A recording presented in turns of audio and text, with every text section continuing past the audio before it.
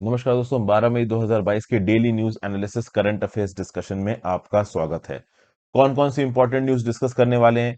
तो भैया, colonial sedition law को सुप्रीम कोर्ट ने होल्ड पे डाल दिया है और जितने भी लोग इस समय सेडिशन लॉ के चलते जेल में बंद है, लगभग 13,000, और जितने लोगों के ऊपर अभी सेडिशन लॉ लगाया गया है, सुनवाई चल रही, जेल में बंद नहीं है, वो सब जा सकते हैं कोर्टों के पास बेल मांगने के लिए। तो ये क्या न्यूज है, इसको देखने की कोशिश करेंगे।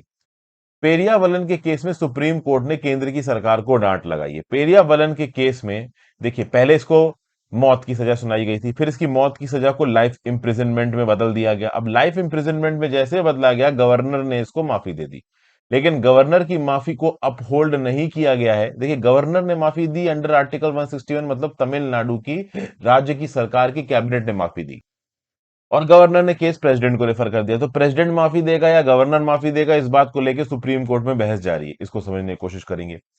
दिल्ली हाई कोर्ट में मैरिटल रेप को लेकर एक बड़ी जबरदस्त बहस हुई है। मजा आएगा इस टॉपिक को आपको समझाने में। बड़ा ही जबरदस्त व्यू पॉइंट यहाँ पे दिल्ली हाई कोर्ट के जज ने दिया है। क्या व्यू पॉइंट दिया है, इसको देखेंगे। ओके। फिर भाई, यूनाइटेड किंगडम ने, इंग्लैंड ने स्वीडन के साथ एक डील साइन की कि कल की डेट पे अगर स्वीडन के ऊपर रशिया अटैक कर देता तो यूके उसकी मदद के लिए पहुंचेगा। इसको समझने की कोशिश करेंगे। और फिर इन्फ्लेशन आज की डेट में हमारा सबसे बड़ा चैलेंज है, ये यहां पे बताया जा रहा है। तो इस पर्टिकुलर न्यूज को देखेंगे। तो इतनी न्यूज है, देखिए ज्यादा न्यूज है नहीं, आज काम की जितनी न्यूज है मैंने कवर की हैं। बाकी वन लाइनर्स आपके साथ डेली की बेसिस पे विनीत सर कवर करते ही हैं, और जो एनालिटिकल टाइप की न्यूज होती हैं वो आपके द हिंदू एडिटोरियल में कवर हो जाती है। तो आपकी होलिस्टिक करंट अफेयर्स की प्रिपरेशन हो जाती है अगर आप ये तीनों वीडियोस देख रहे हैं। One liner current affairs Vineet sir वाली भी देख लीजिएगा, जो आप कह लो। देखिए, वन लाइनर इन्फॉर्मेशन यूपीएससी में तो पूछी जा सकती है, और किसी और एग्जाम की तैयारी कर रहे हैं तो वहां पे भी वो चीज आपके काम आ जाएगी। वर्ड ऑफ द डे देख लेते हैं, रैम शैकल। इसका क्या मतलब होता है? Old and needing repair.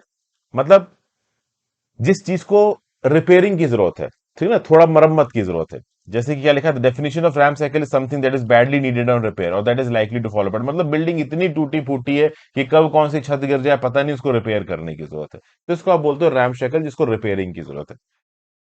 दोस्तों, वीडियो पे लाइक का बटन जरूर दबा देना, चैनल को शेयर और सब्सक्राइब कर लेना अब तक नहीं किया हो तो। इंस्टाग्राम पे फॉलो कर लीजिए, टेलीग्राम ग्रुप ज्वाइन कर लीजिए। टेलीग्राम ग्रुप पे आपको इस पर्टिकुलर लेक्चर की पीडीएफ मिल जाएगी। इंस्टाग्राम पे मैं आपके साथ एंगेज करने की कोशिश करता हूं। दोस्तों, हो सके तो ज्वाइन बटन दबा के हेल्प करें। सुपर थैंक्स का ऑप्शन नीचे एक्टिव है, उसको भी हेल्प दबा के हेल्प कर सकते हैं।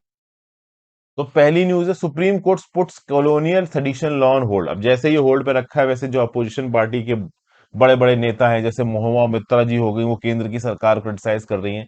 सुप्रीम कोर्ट ने अभी भी बोला है कि देश भर में जहां जहां पे भी क्रिमिनल ट्रायल चल रहे हैं कोर्ट में, जहां पे इंडिविजुअल को section 124 A of the Indian penal code के अंदर चार्ज किया गया है, उन ट्रायल्स को अबेयंस में रखा जाएगा।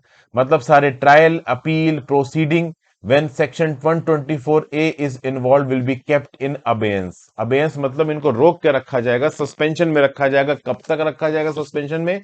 जब तक ओवरऑल 124A को यहां पे रिकंसीडर नहीं किया जाता। देखिए, ये जो पर्टिकुलर जजमेंट है आपका सुप्रीम कोर्ट का, इसको पढ़िए तो आपको चीजें समझ में आएंगी। The union of India through the solicitor general agrees with the prima facie opinion expressed by Supreme Court that the rigors of Section 124 of the IPC is not in tune with the current situation and was intended for a time when the country was under colonial regime. In light of the same, the Union of India may reconsider this provision of law। मतलब supreme court यहां पे साफ साफ बोल रहा है कि केंद्र की सरकार भी इस बात पे एग्री कर रही है कि भाई सेक्शन 124 ए पुराने समय के लिए था, कॉलोनियल समय के लिए था। आज की डेट में सोशल सिचुएशंस बदल गई हैं, लोगों के पास फ्रीडम ज्यादा आ गई है, तो सेम फॉर्म में सेक्शन 124 ए को इंप्लीमेंट करना सही नहीं है, इसलिए इसको रिकंसीडर करने की जरूरत है। अब ये रिकंसीडरेशन कौन करेगा? तो मैंने पहले भी आपको बताया था कि ये रिकंसीडरेशन पार्लियामेंट कर सकती है, क्योंकि सेक्शन 124 ए को इंडियन पिनल कोड से हटाना है, उसमें नए प्रोविजंस जोड़ने हैं, पुराने प्रोविजंस हटाने हैं। ये सब कौन करेगा? तो पार्लियामेंट से आपको बिल पास कराना पड़ेगा। तो पेंडिंग ये बिल पास होके सेक्शन 124 ए में अप्रोप्रिएट चेंजेस नहीं आ जाते, तब तक जितने केसेस चल रहे हैं सेक्शन 124 ए के अंदर, उनको होल्ड के ऊपर रखा जाएगा। और अभी के लिए देखिए, लगभग 13,000 लोग ऑलरेडी जेल में हैं जिनके ऊपर सेक्शन 124 ए लगाया गया है, तो वो जाके यहाँ पे बेल मांग सकते हैं। मैं आपको एक चीज और बता दूं, जब भी किसी इंडिविजुअल को पकड़ के जेल में बंद किया जाता है ना, सेक्शन 124 ए के साथ साथ और भी बहुत से सेक्शंस लगाए जा सकते हैं। तो देखो, अगर तो आपके ऊपर सेक्शन 124 ए लगा हुआ है, इसके अंदर जो भी लीगल प्रोसीडिंग्स हो रही है आपके ऊपर, वो रोक दी जाएगी। लेकिन इसके अलावा अगर कोई और आईपीसी का सेक्शन आपके ऊपर लगा हुआ है तो उसको केस टू केस बेसिस पे कोर्ट कंसीडर करेगा कि हाँ भाई इसको छोड़ना है नहीं छोड़ना है, वो court on a case to case basis देखेगा। ठीक है। तो अब सेक्शन 124 है जिसके ऊपर लगा है वो लोग जा सकते हैं कोर्ट में बेल के लिए अप्लाई कर सकते हैं। जो फ्रेश केसेस वाले हैं वो फिर से कोर्ट में जाके बोल सकते हैं कि भाई अभी के लिए सेक्शन 124 है सुप्रीम कोर्ट ने होल्ड पे डाल दिया है तो हमें छोड़ दो, हमारे ऊपर अभी के लिए केस मत चलाओ। तो एक जबरदस्त और आप कह सकते हो प्रोग्रेसिव यहां पे जजमेंट दिया है सुप्रीम कोर्ट ने। 124 ए के इंप्लीमेंटेशन को अभी के लिए बिल्कुल रोक दिया गया है। जिनको जेल में बंद किया गया उनको भी यहां पे प्रोसीडिंग्स रोकने को बोला जा रहा है, और प्रोसीडिंग्स रोकने को बोला जा रहा है मतलब उनको बेल देनी पड़ेगी। और यहां पे सुप्रीम कोर्ट ने बोला है कि हम एक्सपेक्ट करते हैं कि जो अथॉरिटीज हैं जो एडमिनिस्ट्रेशन है वो ग्राउंड लेवल पे हमारी इस रूलिंग को मानेंगे। और अब कोई नया केस कोई नई एफआईआर सेक्शन 124 ए के अंदर फाइल नहीं होगा कहीं पे भी इंडिया के अंदर। ऐसा सुप्रीम कोर्ट ने बोला। ग्राउंड लेवल पे इंप्लीमेंटेशन कितना होता है देखते हैं। अच्छा, क्या इंडिया के अलावा कहीं और सेडिशन है? चूंकि देखिए कि हमने यूनाइटेड किंगडम से ही बहुत हद तक अपने कॉन्स्टिट्यूशन को ड्रॉ किया है, तो यूनाइटेड किंगडम में क्या सेडिशन था? तो जवाब बिल्कुल था। लेकिन सेडिशन को यूनाइटेड किंगडम से हटा दिया गया, रिपील कर दिया गया under section 73 of the coroners and justice act 2009। ऐसा बोला गया कि जो सेडिशन था this was having a chilling effect on freedom of speech and expression, इसलिए सेडिशन लॉ को यूनाइटेड किंगडम से 2009 में ही हटा दिया गया। फिर अगर आप देखो तो जो कॉमन लॉ है on sedition which is traced to Statute of Westminster 1275 when king was considered the holder of divine right was termed arcane and from a bygone era। तो भैया इंग्लैंड के अंदर सेडिशन लॉ कब आया था? तो statute of Westminster जब 1275 AD में आया था, जब किंग का राज एब्सोल्यूट मोनार्की चलती थी यूके के अंदर, तब ये सेडिशन आया था। आज की डेट में इंग्लैंड में सेडिशन का कोई काम नहीं, 2009 में हटा दिया गया। हालांकि 1275 और 2009 के सेडिशन में भी बहुत फर्क थे, लेकिन 2009 का भी सेडिशन आज की सोशल कंटेक्स्ट में सेट नहीं बैठ रहा था, इसलिए इंग्लैंड से हटा दिया गया। यूनाइटेड स्टेट्स में देखा जाए तो सेडिशन है, तो जवाब है फेडरल क्रिमिनल कोड सेक्शन 2384 के अंदर सेडिशन आता है। तो वैसे तो आप फ्री स्पीच है आपके पास, आपकी फ्री स्पीच के ऊपर कोई भी रिस्ट्रिक्शन नहीं है, आप ओपनली कोई भी अपना व्यू पॉइंट सबमिट कर सकते हैं, एक्सप्रेस कर सकते हैं। लेकिन अगर आप ऑपरेशन ऑफ द गवर्नमेंट में डायरेक्टली इंटरफेयर करते हो तो उसको सेडिशन माना जाएगा और आपको चार्ज किया जा सकता है। जैसे कैपिटल हिल का जो अटैक हुआ था, वहां पे जो केसेस लगाए गए वो सेडिशन के अंदर लगाए गए। ऑस्ट्रेलिया ने भी अपनी सेडिशन लॉ को 2010 में हटा दिया था। सिंगापुर ने भी अपने सेडिशन लॉ को अभी रिसेंटली ही हटाया है। GS paper 2, issues arising out of design and implementation of policies, fundamental rights, judgement and cases, Indian constitution में पर्टिकुलर न्यूज आपको काम आएगी।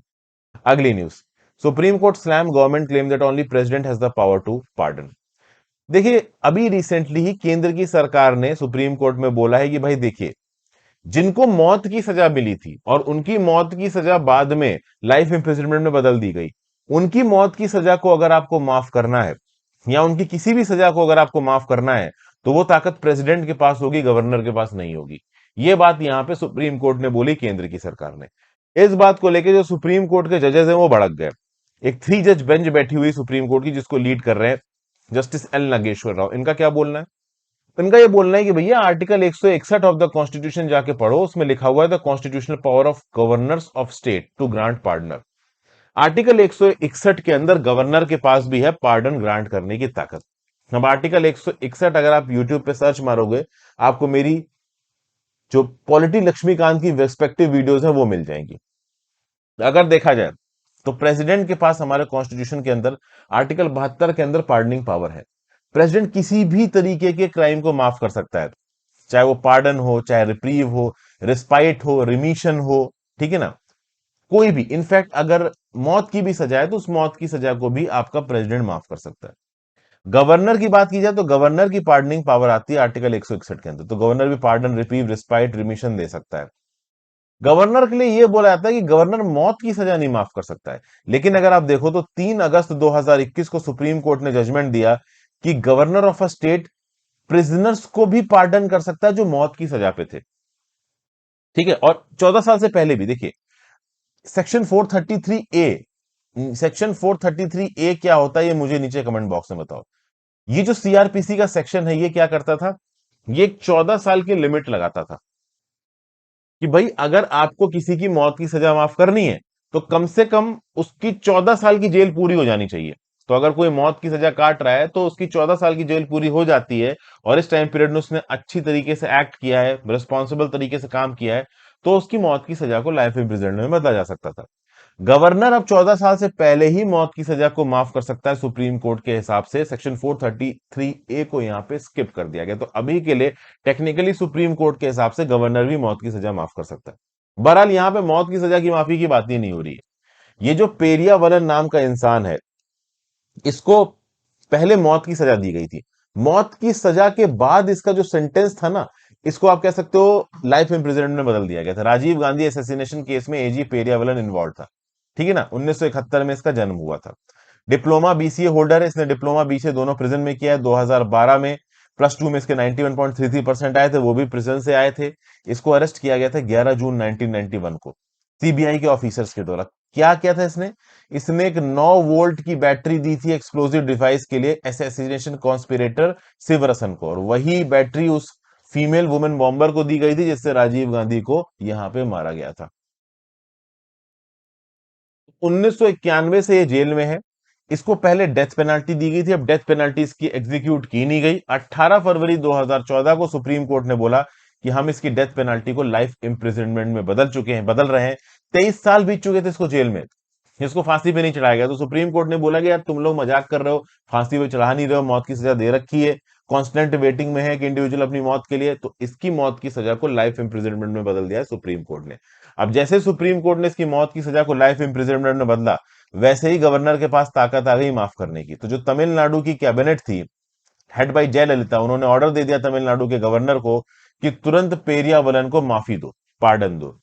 हालांकि उस समय पे सेंटर एक्टिव हो गया और ओवरऑल तमिलनाडु के गवर्नर ने मैटर प्रेसिडेंट को रेफर कर दिया कि भाई प्रेसिडेंट इस चीज के ऊपर डिसाइड करेगा। तो यहाँ पे अब मैटर सुप्रीम कोर्ट के पास पहुंचा और सुप्रीम कोर्ट में केंद्र की सरकार बोल रही है कि चूंकि पेरियावलन पे इनिशियली मर्डर के चार्जेस लगे थे, इसको मौत की सजा मिली थी, तो इसका पार्डन हम ही डिसाइड करेंगे। तो इस हिसाब से सुप्रीम कोर्ट बोल रहा है कि यार आर्टिकल 161 का कोई मतलब ही नहीं है। आर्टिकल 161 के अंदर आज तक गवर्नर ने जितनी भी माफियां दी हैं वो सब डेड लेटर हो गई। ये आप कौन सा लॉजिक बोल रहे हो? सुप्रीम कोर्ट ने बोला एक तो तुम लोग मजाक करते हो, 1991 में एक आदमी को जेल में डाला, जब मौत की सजा हुई थी तो 23 साल तक तुमने उसको जेल में क्यों रखा? अरे भाई उसको फांसी पे चढ़ा देते। अब तुमने फांसी पे नहीं चढ़ाया तो हमने उसकी मौत की सजा को लाइफ इंप्रिजनमेंट कर दिया। अब जब गवर्नर उसको छोड़ रहा है तो क्यों उसको पकड़ के रख रखा है तुमने? वैसे मैं बता दूं 15 मार्च 2022 को यहां पे पेरियावलन को बेल मिल गई है after intervention of supreme court. Supreme court ने यहां पे केंद्र की सरकार को दो ऑप्शंस दिए हैं। पहला ऑप्शन क्या है कि या तो आप पेरियावलन को छोड़ दो, ठीक है, और या फिर केस को मेरिट्स पे डिसाइड होने दो। तो ये जो सही केंद्र की सरकार है इसने मेरिट्स पे डिसाइड होने वाला काम किया है। केंद्र की सरकार का लॉजिक क्या बोलता है कि भाई पेरियावलन की मौत की सजा या फिर कह लो लाइफ इंप्रिजनमेंट, इनको माफी केवल प्रेसिडेंट दे सकता है। सुप्रीम कोर्ट बोला भाई गवर्नर क्यों नहीं दे सकता? अब तो लाइफ इंप्रिजनमेंट है तो गवर्नर भी माफी दे सकता है। तो इस बात को लेकर एक लीगल बहस यहां पे हो रही है, और इस लीगल बहस में सुप्रीम कोर्ट का पलड़ा इसलिए भारी क्योंकि सुप्रीम कोर्ट ने बोला है आपके लास्ट लंबे समय तक टाइम था इसको फांसी पे चढ़ाने का, आपने क्यों फांसी पे नहीं चढ़ाया? ये आपकी पहली गलती है। दूसरी गलती यह है कि जब इसको लाइफ इंप्रिजनमेंट दे दिया गया, गवर्नर की पावर में आ गया था इसको पार्डन करना, तो गवर्नर ने पार्डन क्यों नहीं किया? प्रेसिडेंट के पास अब आप ये मैटर क्यों रेफर कर रहे हो? आर्टिकल 161 का वॉल्यूशन यहां पे क्यों कर रहे हो? फाइनली इस पर्टिकुलर बहस में क्या आउटकम निकल के आता है ये हम बाद में देखेंगे। राजीव गांधी असैसिनेशन के ऊपर मैंने ऑलरेडी वीडियो बना रखी है, आप जाके देख सकते हैं इसको रेलिवेंट कीवर्ड्स के साथ। जैसे राजीव गांधी मेरे नाम के साथ सर्च मारिए, आपको यूट्यूब पे वीडियो मिल जाएगी मेरे नाम के साथ, इसलिए क्योंकि बहुत सारी वीडियोस हैं, तो मेरी वीडियो वाली ढूंढने के लिए आपको नाम के साथ सर्च मारना पड़ेगा। फिर pardoning power of the president और गवर्नर आर्टिकल 72 और 161 के बारे में जानना चाहते हैं तो V82 लक्ष्मीकांत वाली वीडियो आप देख सकते हैं, यहाँ पे आपको पूरी जानकारी मिल जाएगी। जीएस पेपर 2 पार्लियामेंट और एग्जीक्यूटिव में न्यूज काम आएगी। फिर भाई अगली न्यूज है inflation is the biggest challenge now. देखिए इंडिया के पॉलिसी मेकर्स के लिए इन्फ्लेशन अब बहुत बड़ा चैलेंज होने वाला है। यूएस के फेडरल रिजर्व के टेपर प्लान से भी एक बड़ा चैलेंज होने वाला है। देखिए यूएस का फेडरल रिजर्व क्या है, अपने इंटरेस्ट रेट हाइक कर रहा है। तो पहले यूएस का फेडरल रिजर्व जो बहुत सस्ते में पैसा मार्केट में रिलीज कर रहा था, अब नहीं हो रहा है।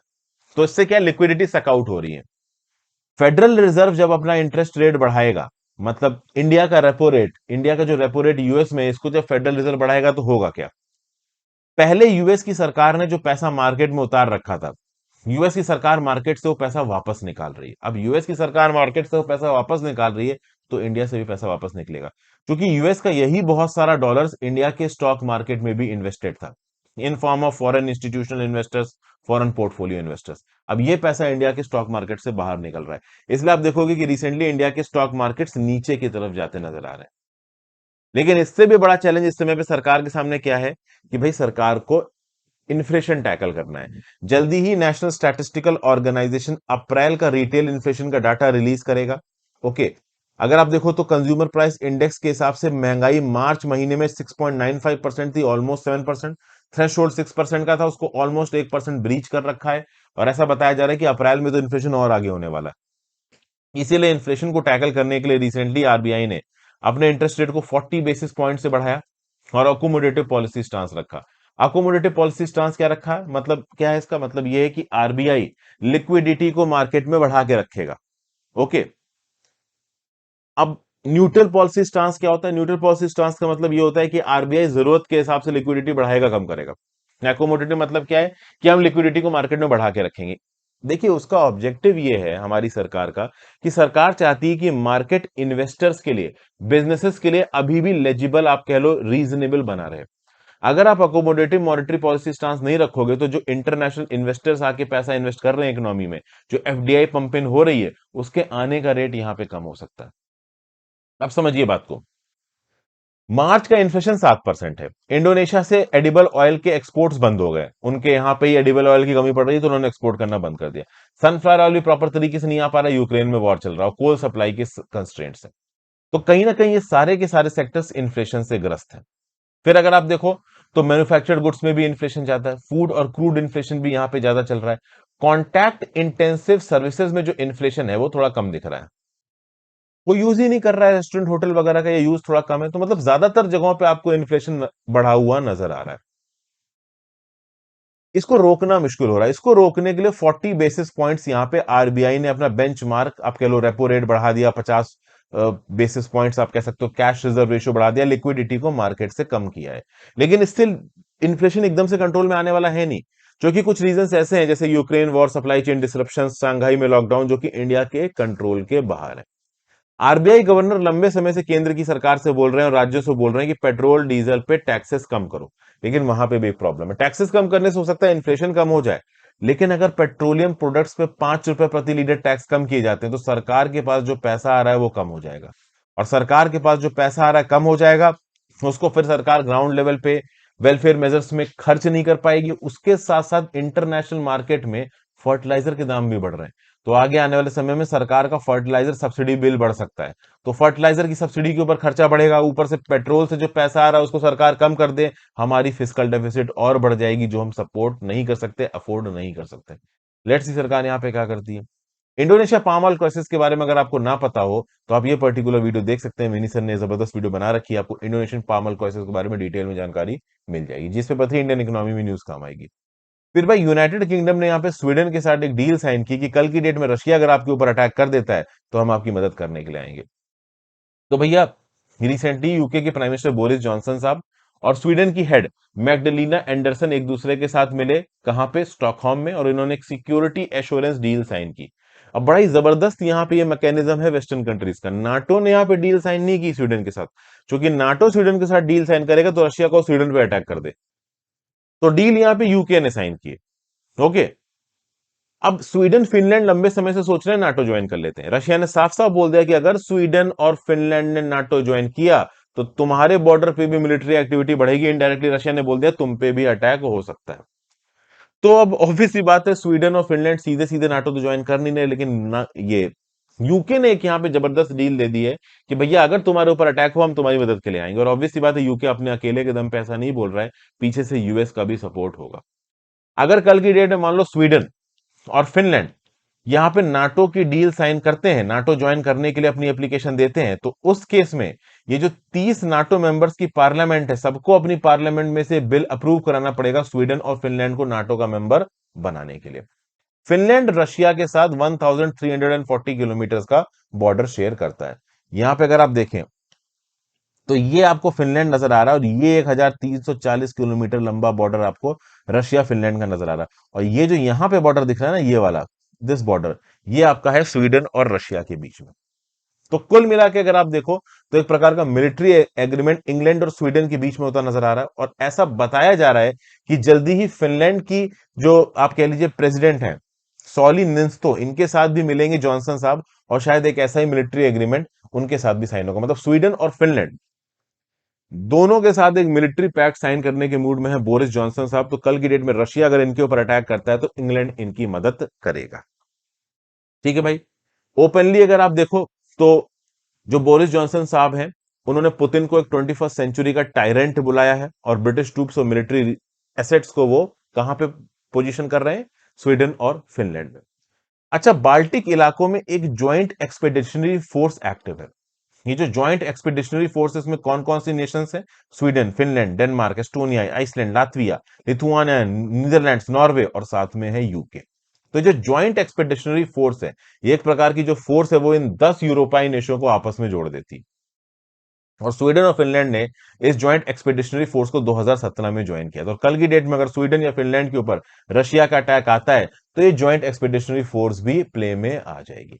ये जो ज्वाइंट एक्सपेडिशनरी फोर्स है, ये नाटो के स्टैंडर्ड्स और डॉक्ट्रिन को फॉलो करती है, नाटो के साथ कंजंक्शन में काम करती है। कई बार नाटो के साथ भी इन्होंने मिलिट्री एक्सरसाइज की और इंडिपेंडेंट भी मिलिट्री एक्सरसाइज इन्होंने की है। नाटो कंट्रीज यहां पे आपको नजर आ रही है। यहां पे एक चीज ध्यान से देख लीजिएगा कि लेटेस्ट वो कौन सी कंट्री जिसने नाटो ज्वाइन किया, तो नॉर्थ मैसेडोनिया ने 2020 में नाटो ज्वाइन किया था। उससे पहले मॉन्टीनिग्रो ने 2017 में नाटो ज्वाइन किया था।